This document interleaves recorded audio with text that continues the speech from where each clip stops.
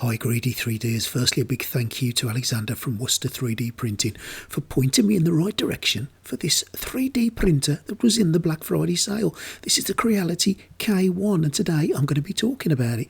Now this printer has got some absolutely incredible features, but, and there is a but, there are a few things that concern me about this printer. So we will be having a good old chat about that.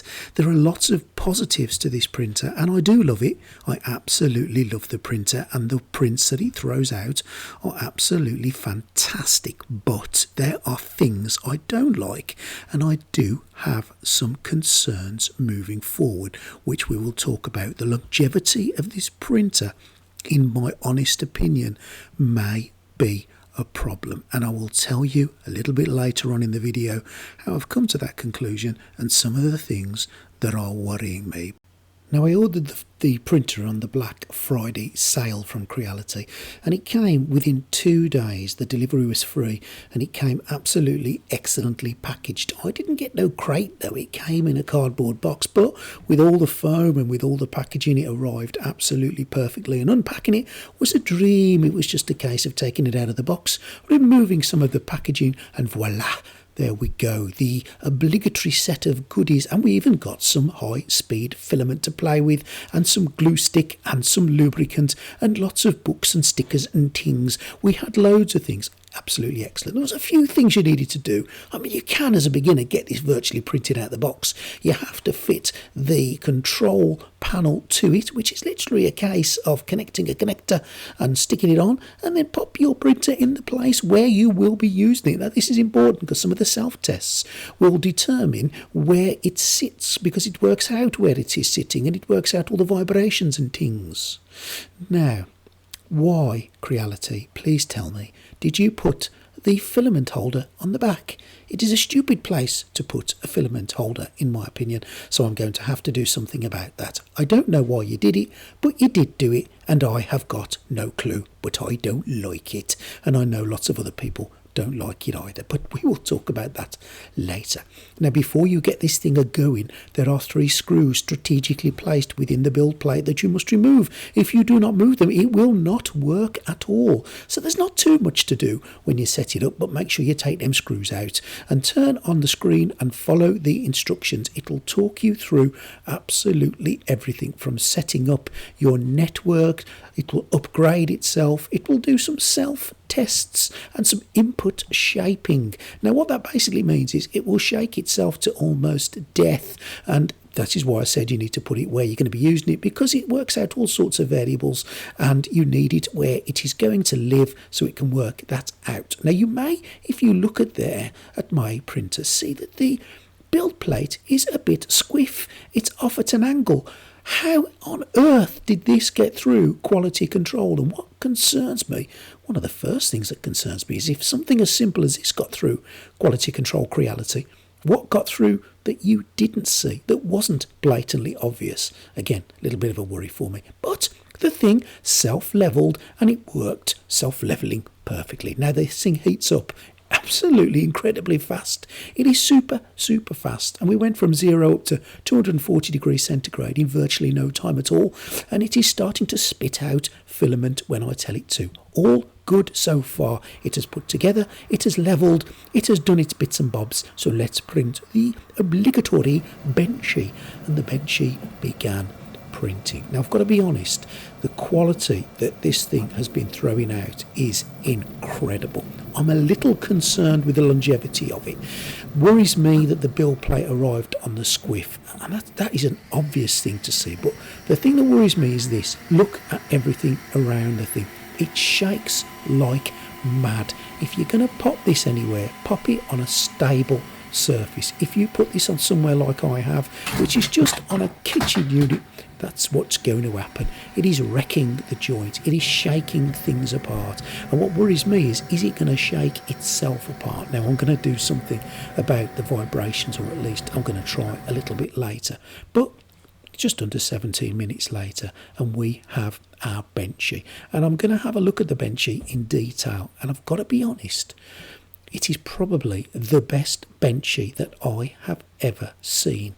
And I don't say that lightly, as I've seen lots of FDM printers. Now, the build plate on this is about the size of an Ender 3. So if you're looking for a huge Neptune Max build plate, you ain't going to get it. If you want to build massive props and armour pieces, then maybe, just maybe, you may need the K1 Max, which is a little bit larger.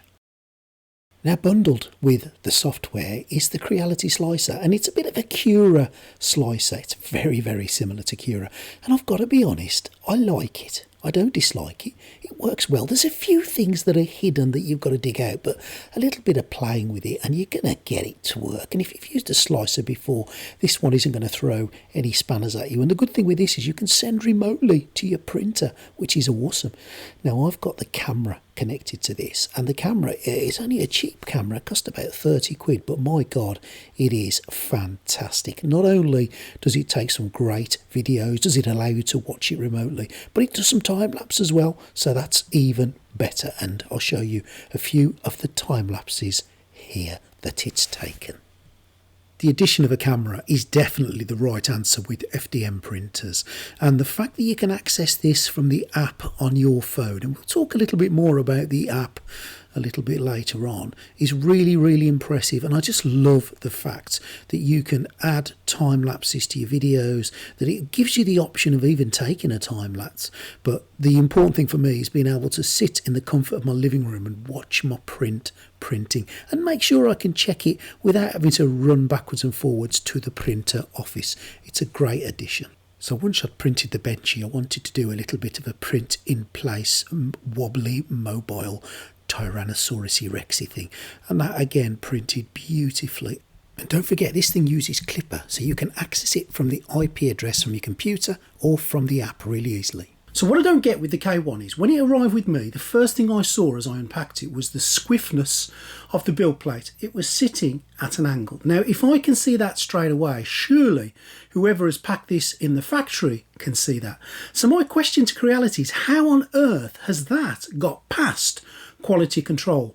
And if something as blatantly obvious as a build plate being on the squiff has got past quality control, what else is hidden inside that printer that I can't see that's got past quality control? Now, I know as a paramedic that the human body compensates. And what I mean by that is, if it has something wrong with it, you may not know there's something wrong with it. You may see little signs, but the body inside, without you knowing, compensates to put things kind of right so you can do your day-to-day bits and pieces. And I think my printer is doing that. And let me explain to you what I mean. So the build plate being at a big squiff, prints perfectly, the files are magnificent, and the print quality is awesome. I've got no problem with the print quality. But the Z axis here, the little Z axis that normally between layers puts its feet up and has a pina colada because it's chilling out, because it doesn't need to do anything. It just needs to wait and then lift to the next layer. Well, it's not doing that on mine. It's up and down and up and down and up and down to make the whole thing level. So what is that doing to the printer? In the background, it's wearing out my Z axis, it's making it work harder, it's reducing the life of the printer, it is making more vibrations, it is making more noise. Surely it is making all of those things. Now, I raised the concern with Creality, and they sent me back a little bit of an info saying, here's a video on how to put it right. So I'm not the only one with this problem. Quite clearly, this has happened a few times. So Creality have been sending printers out with build plates on the squiff and expecting the user to put it right. That's like me getting a brand new car delivered to my drive and me speaking to the car company and saying, well, this isn't right, and them saying to me, well, you need to put it right yourself. Now, I can fix that, and I'm confident to do it, and I'm competent to do it. But don't forget that this is aimed at a beginner. This is aimed at someone who can take it out of the box and print. He may or she may not feel comfortable doing that, and I think it's a bit of a failure on Creality to send out these problems. Now, when we look at its history of the K1, when it first came out, we had problems with the extruders that needed replacing, we had problems with the hot ends. That to me shows poor quality control, poor research before the thing was released. Now, I don't know whether the thing has been thrown at the public too soon to try to meet demand, because it doesn't sound to me like it's gone through a proper testing phase. Let's also look, while we're looking at some of the negatives of this printer. For me personally, where I print, this printer doesn't really work for me. Let me explain that. I print in a wooden summer house, the man cave, and I print on a wooden surface, which is a kind of like a kitchen unit, which means that when that thing is doing its 600 millimeters per second speed and 20,000 millimeters per second travel speed, the whole thing vibrates like crazy, which means that the desk it's on vibrates, which means my other printers vibrate, my models vibrate, everything vibrates. Now that's not good for the printer, surely.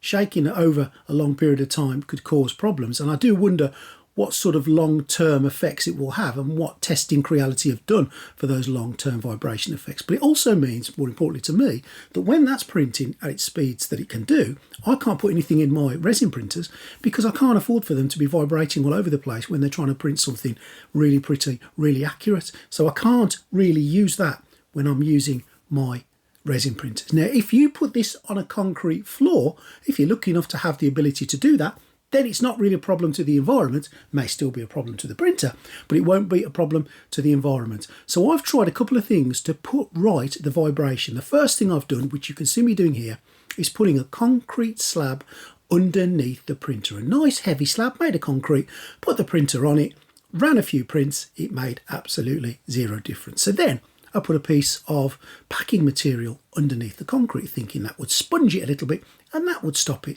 Again, has made no difference. So now I've put 2 pieces of packing material underneath the printer with the concrete.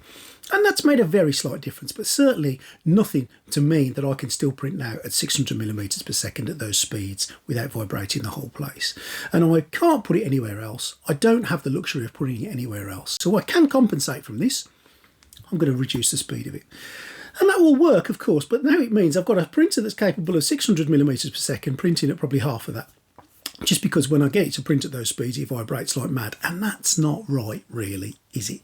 So my question to you guys here is, help. How can I stop this thing vibrating on a surface that I've got? I've reinforced the surface. I've put wooden legs all over it. I've put, as you can see here, I've put all the concrete and the other bits and pieces on it. So how can I stop it vibrating? Now, the second problem I have is this thing sounds noisy. When all the fans are working, it's noisy. And I don't just mean a little bit noisy. It sounds like a Chinook trying to take off out of a bucket.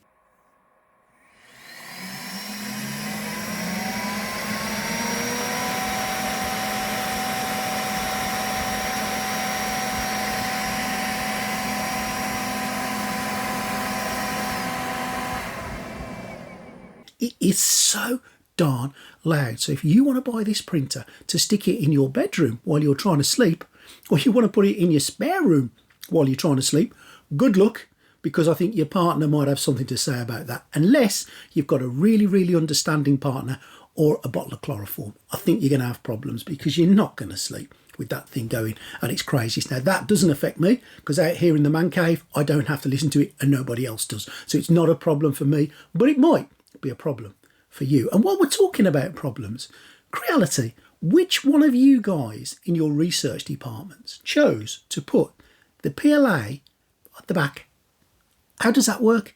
Surely the only time I want to see the back of that printer is when I've got to turn it on or when I've got to do something to it. I don't want to be rooting around the back of my printer to get at the PLA. Now, some of you may have the space where you can walk around your printers, but I would suggest the majority of us own a space like this, where the printer sits and you can't get round the back of it. So why on earth put your PLA bracket at the back? Now that means nothing more than I'm going to have to print another bracket to stick it at the side to make this printer more usable for me. But I shouldn't have to do that either. Again, it smacks of you haven't listened to your audience, or if you have, you haven't listened to a big enough section of your audience, because it's not just me moaning about this. I hear lots of people making complaints about this. Now, I've dissed this printer a little bit, and I'm really sorry I've done that because, hands up, this is the best printer that I've ever had to produce 3D prints. The prints that it has been throwing out are fantastic, and I mean fantastic. It prints them quickly, it prints them well. I've had no stringing, I've had no elephant's foot, I've had no marks on them. They have been beautiful. So I absolutely love this printer's ability to print. From a recommendation perspective, it's always difficult. It's usually black or white. Yes, I recommend it, or no, I don't. I don't think I can fairly sit on either side of that table at the moment. I'm sitting in that grey area in the middle saying, I really don't know. For somebody that's experienced with 3D printers, for someone that can put it in a place where the vibrations aren't a problem, where the noises isn't a problem, where if it comes with a squiff build plate, they can fix it, or if you need to change the extruder, you can do it. If you're that person, then yeah, I'll get one of these, hands down, without a problem. Your other options, of course, are bamboo. And I'm not going to talk about Bamboo Labs, that's for you to go and research. But for this printer, for this speed, for this side, for this cost, if you're brand new to printing, I just don't think I can recommend it for you at this point until Creality maybe have developed a little bit further on and have put right some of the problems that this thing is coming out of the factory with. And that's just my thoughts. And I'm really sorry, Creality, but I'll always be honest with you. And as you guys know, I bought this printer. This wasn't given to me. I paid for this. This cost me 400 quid. Creality haven't given it to me. So those are my thoughts on the printer. And I think it's a shame because I'm so happy with it, aside from the little niggles that I've spoke to you about. And I'm sure I can sort a lot of those out. But really, Creality, I shouldn't have had to sort these problems out. Not on a brand new printer. And when I raise a concern with you, I would expect a little bit more than, here's a video, mate, how to put it right yourself. I think you've let yourselves down there just a little bit, Creality.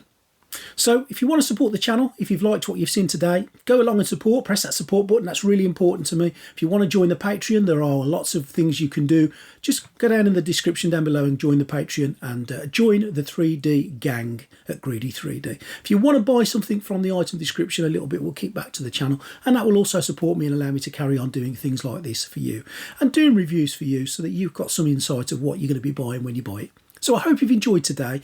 I hope I haven't given you too much of a downer on the K1 because I don't really mean to, because it's a nice printer, but let's take it in some kind of contrast as to where we sit in this. So leave a comment for me. I want to hear from you guys what you think of the K1. What's good, what's bad, how I can stop the thing vibrating, what else I can do to make it all good. I really am looking forward to hearing from you. See you soon, guys.